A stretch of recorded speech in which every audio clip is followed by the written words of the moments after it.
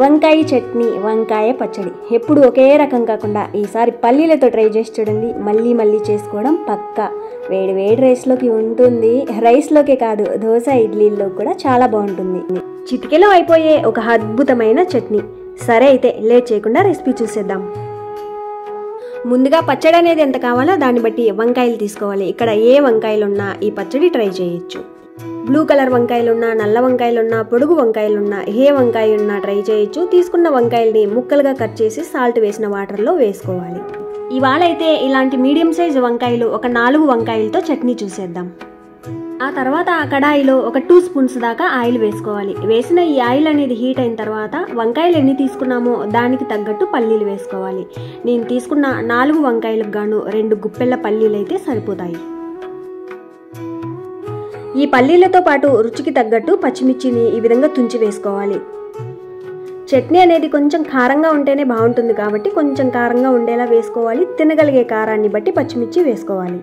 ఆ తర్వాత లో ఫ్లేమ్లో కొద్దిసేపు, మీడియం ఫ్లేమ్లో కొద్దిసేపు ఉంచి ఈ పల్లీలు సగం వేగేదాకా వేయించుకోవాలి. ఒక 2 నిమిషాలు ఆ విధంగా వేయించగా చూడండి, పల్లీలు కొంచెం ఈ విధంగా వేగి ఈ పచ్చిమిర్చి కూడా సగం వేగిన తర్వాత ఇందులోకి కొంచెం చింతపండు వేసుకోవాలి. పచ్చడిలో పులుపు అనేది ఎక్కువ కావాలనుకుంటే ఇక్కడ చింతపండు కొంచెం ఎక్కువగా వేసుకోవచ్చు. ఆ తర్వాత లో ఫ్లేమ్లో ఉంచి ఈ పల్లీలు, పచ్చిమిర్చి, చింతపండు బాగా వేగేదాకా వేయించుకోవాలి. ఇక్కడ ఈ పచ్చడి రుచి మొత్తం ఈ పల్లీలను లో ఫ్లేమ్లో ఓపిక్గా వేయించడంలోనే ఉంటుంది.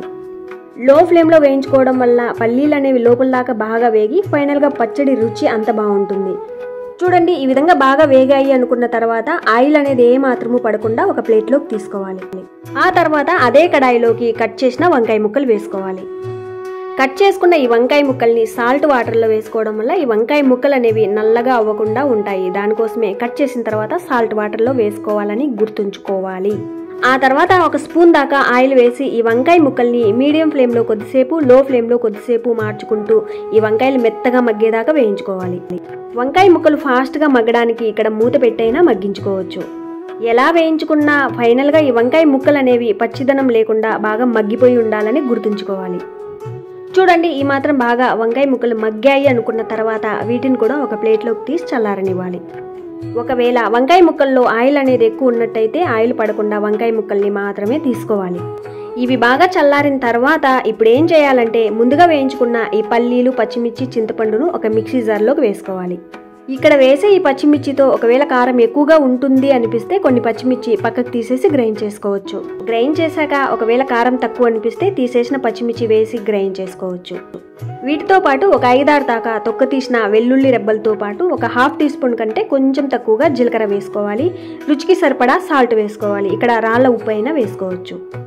ముందుగా ఇవన్నీ సమంగా మెదగడానికి వీటన్నిటిని ఒకసారి బాగా కలిపిన తర్వాత గ్రైండ్ చేసుకోవాలి.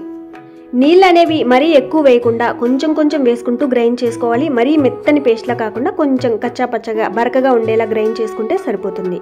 కొంచెం కొంచెం నీళ్ళు వేసుకుంటూ మధ్య మధ్యలో కలుపుకుంటూ ఈ విధంగా గ్రైండ్ చేసుకుంటే సరే. ఈ స్టేజ్లో ఒకవేళ పచ్చిమిర్చి తీసేసినట్టయితే, కారం తక్కువ ఉన్నట్టయితే ఇక్కడ వేసి మళ్ళీ ఒకసారి గ్రైండ్ చేసుకోవచ్చు.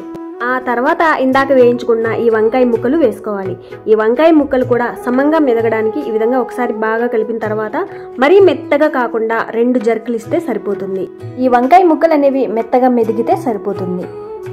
ఒకవేళ ఈ స్టేజ్లో ఈ పచ్చడి అనేది మరీ గట్టిగా ఉన్నట్టు అనిపిస్తే కొంచెం నీళ్ళు వేసి గ్రైండ్ చేసుకోవచ్చు. ఫైనల్గా పచ్చడి గట్టిగా ఉండాలని గుర్తుంచుకోవాలి. పచ్చడి మరీ పల్చగా అయితే ఉండకూడదు. గట్టిగా ఉంటేనే రైస్లో తినడానికైనా టిఫిన్స్లోకైనా చాలా బాగుంటుంది.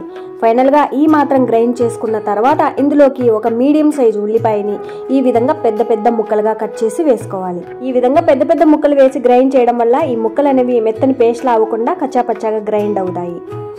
ఆ తర్వాత మళ్ళీ ఒకసారి ఈ విధంగా కలిపి గ్రైండ్ చేసుకోవాలి. లేదంటే కింద పచ్చడి మెత్తగా గ్రైండ్ అవుతుంది, పైన ఉల్లిపాయలు మాత్రం అలాగే ఉండిపోతాయి. ఫైనల్లో ఈ పచ్చడికి పోపు ఏం అవసరం లేదు. వేసుకున్నా వేసుకోకపోయినా బాగానే ఉంటుంది. ఇష్టం ఉంటే వేసుకోవచ్చు, లేదంటే స్కిప్ చేసేయచ్చు. ఈ విధంగా బాగా కలిపిన తర్వాత మరీ మెత్తని పేస్ట్లా కాకుండా జస్ట్ ఒక రౌండ్ తిప్పి ఉల్లిపాయలు అనేవి అక్కడక్కడ కచ్చా పచ్చగా కనిపించేలా గ్రైండ్ చేసుకోవాలి. ఈ విధంగా ఉప్పు, కారం, పులుపు అంతా ఓకే అనుకున్నాక సర్వ్ చేసుకోవడమే. అంతే, సింపుల్గా అయిపోయిన ఈ పచ్చడి చాలా టేస్టీ. ట్రై చేసి చూడండి. సరే, మరో సింపుల్ రెసిపీతో మళ్ళీ కలుద్దాం. Thank you for watching.